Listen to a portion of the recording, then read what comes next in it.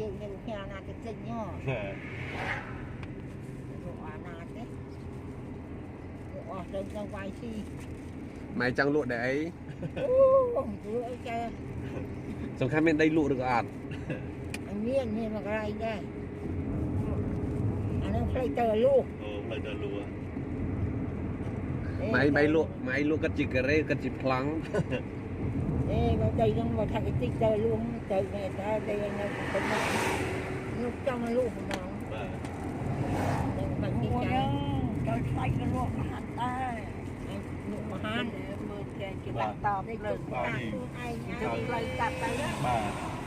ផ្លូវតាមនឹងហ៎ចាផ្លូវឯងអស់ទៅនៅអូកាត់នោះឡើងទៅបលួយ៉ាងនេះដីឡូគេ